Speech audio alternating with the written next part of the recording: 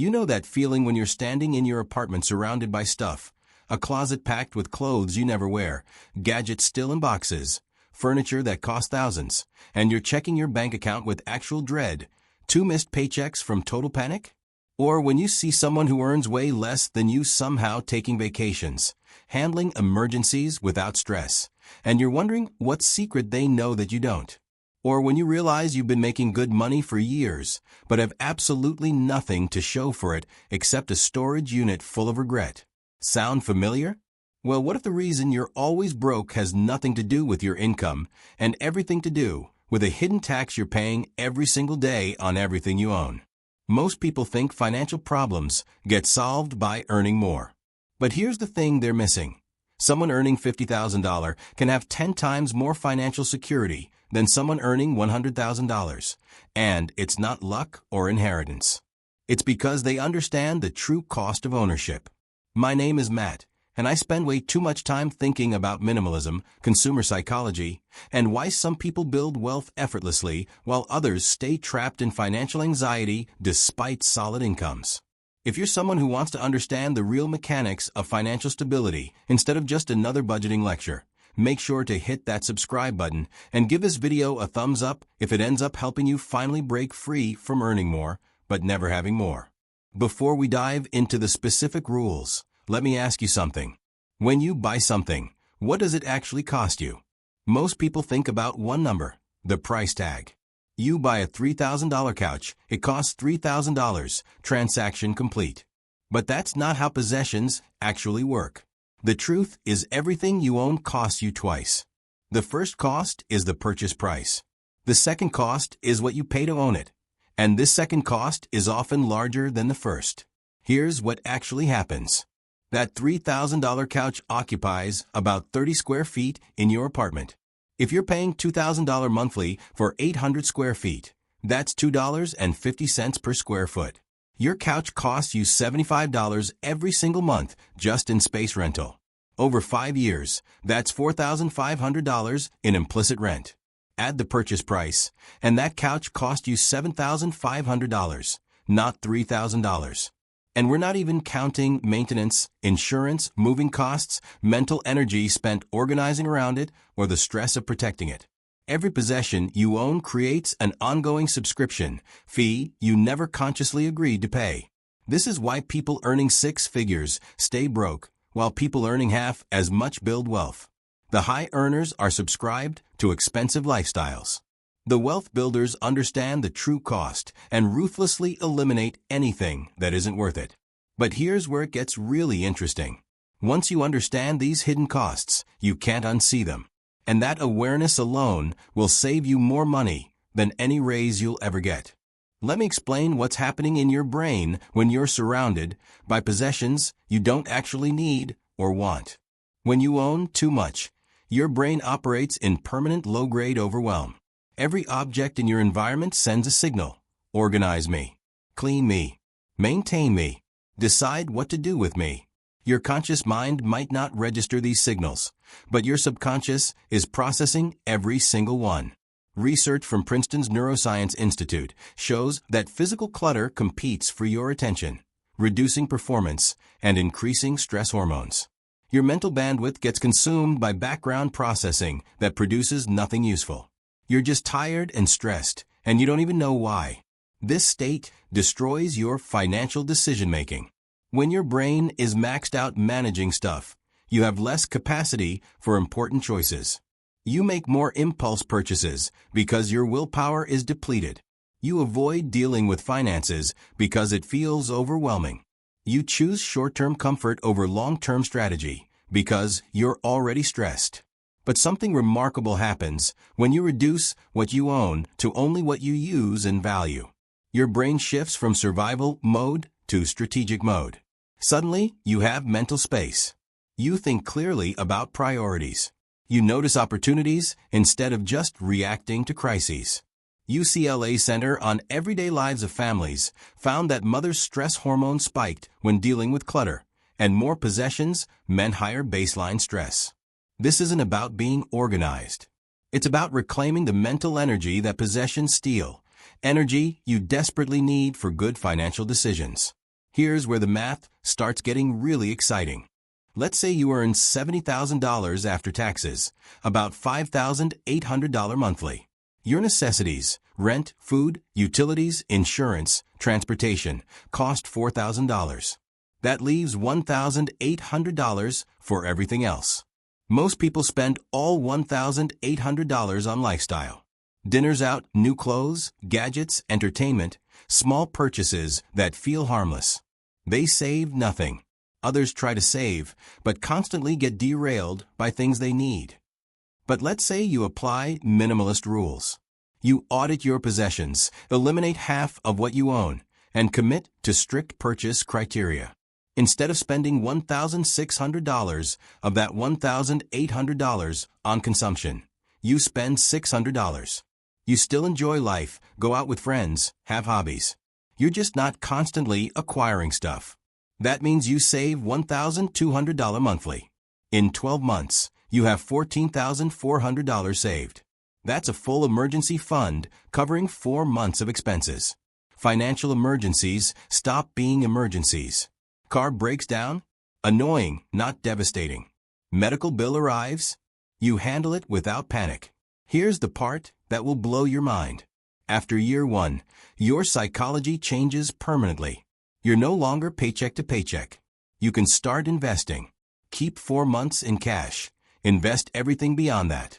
After 2 years, at $1,200 monthly savings, you have $30,000. After 5 years with 7% investment returns, you're over $85,000. After 10 years, you're approaching $200,000. And the beautiful irony?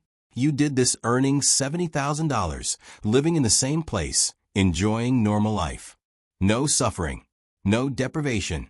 You just stopped paying hidden costs on possessions you didn't want. Meanwhile, someone earning $120,000 but constantly upgrading has nothing. Same decade, opposite financial realities. Now you might be thinking, but wealthy people can buy whatever they want and still build wealth through access to better investments. And while there's some truth to that at the ultra-high end, it's not what's driving this transformation. And while wealthy people do have investment advantages, that's not what creates this gap. What creates it is understanding that possessions have ongoing costs most people never calculate. That home gym equipment you bought for $2,500? It occupies 80 square feet. At $3 per square foot monthly, you're paying $240 every month in space rental. Over 3 years, that's $8,640 in implicit rent, plus the $2,500 purchase. Total cost, $11,140 for equipment you use maybe twice weekly. Each workout costs you $35 in space costs alone.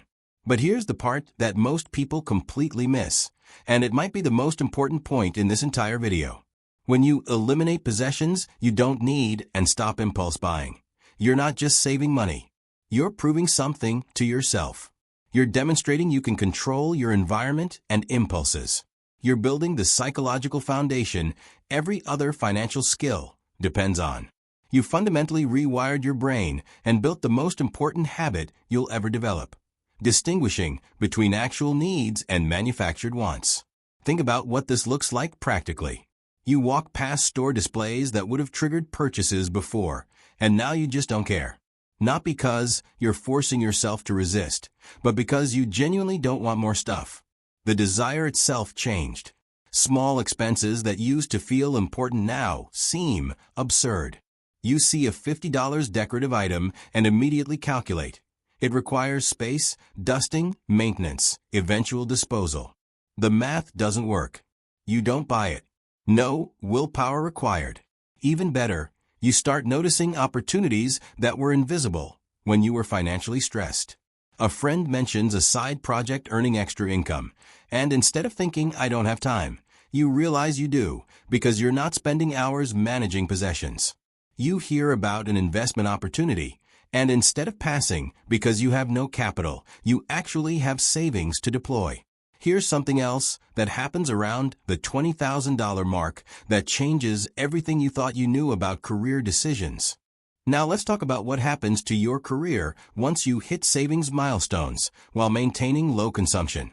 You develop walking away money, and it changes your negotiating position entirely.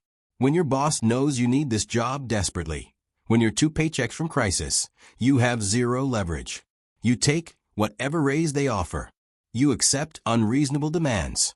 You tolerate toxic environments because leaving isn't financially possible. But when you have 6 months saved and low fixed expenses, everything shifts. You can say no to projects compromising your values. You can push back on unreasonable demands because firing doesn't terrify you. You negotiate assertively because you're negotiating from choice, not desperation. Research from Harvard Business School shows employees with emergency savings negotiate salaries 12% higher on average than those without, simply because their psychological position is stronger. This creates a feedback loop. Better negotiations mean higher income. Higher income with controlled spending creates faster savings. More savings create even stronger negotiating positions. But here's where most people mess this up, and I see it constantly. They hit 6 months saved, feel secure for the first time, then immediately inflate their lifestyle. They move to a nicer apartment, buy a newer car, start spending on things they finally deserve. Don't do this. The security you built evaporates the moment expenses rise to meet income. You're back where you started, just with nicer stuff. The entire point is maintaining the gap between income and expenses, not giving yourself permission to spend more. The right approach is letting savings and investments grow while lifestyle remains constant. Let compound interest do heavy lifting. Let net worth increase while consumption stays stable. This is how people retire at 45, switch careers without panic, build genuine freedom. This mindset extends to every major financial decision. The average person spends more on new cars over their lifetime than it would take to retire 10 years early. Think about that. The thing they buy to look successful actively prevents them from being successful. Let me paint you a practical picture of how this works starting today. Month 1. Audit everything you own. Apply the replacement test. If this disappeared, would I spend money to replace it? You'll discover 40% of what you own fails this test. Sell what has value. Donate what doesn't. Your space feels twice as large. Implement the 24-hour rule.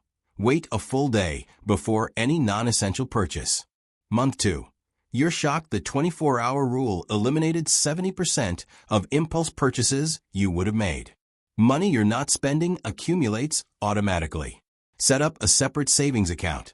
Automate transfers the day after payday. Treat savings like a fixed bill. Month 6. You have $7,000 saved. You can handle most emergencies without panic. An unexpected expense arrives, your laptop dies, and you handle it calmly with cash instead of debt. This moment rewires something deep. You're becoming financially competent. After 1 year, you have $14,000 saved and $3,000 invested. Possessions have stabilized at a level that feels right. Everything serves a purpose or brings joy. Maintenance takes minimal time.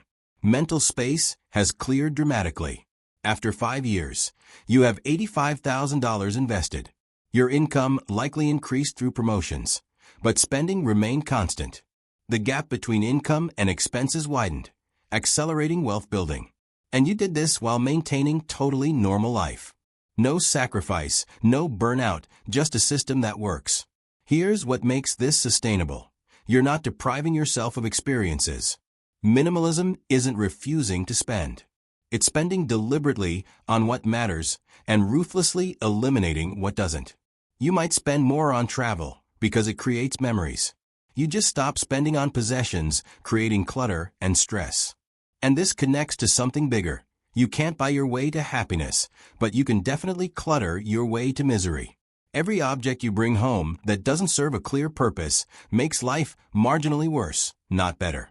Beyond basic comfort, additional possessions contribute almost nothing to life satisfaction. Once you internalize this, consumption stops feeling like deprivation and starts feeling like protection. You're protecting your space, time, mental energy, and money from things that would steal them. The default answer to "should I buy this?" becomes no, not because you can't afford it, but because you can afford not to. Look, minimalism isn't going to make you a millionaire overnight, but it will fundamentally change how you think about possessions and what you're willing to trade your freedom to acquire. So here's where we land. Building financial stability isn't about earning six figures. It's not about extreme frugality or deprivation. It's about understanding the true cost of ownership, purchase price plus ongoing burden, and eliminating anything that fails a basic value test. You audit what you own with the replacement test. You implement the 24-hour purchase rule. You automate savings before you can spend. You calculate cost per use before buying. And you define what enough looks like before lifestyle inflation steals every raise. The people who do this end up with genuine financial security, not because they earned more or got lucky, but because they understood that most possessions cost more to own than to buy. And once you do that math honestly, most things simply aren't worth it. Start building your foundation today, because your future self is counting on the decision you make right now. Trust me, they'll thank you for it. If this helped you see spending differently, smash that like button and comment which rule you're implementing first. Subscribe because we're diving deep into what actually works for building wealth every single week.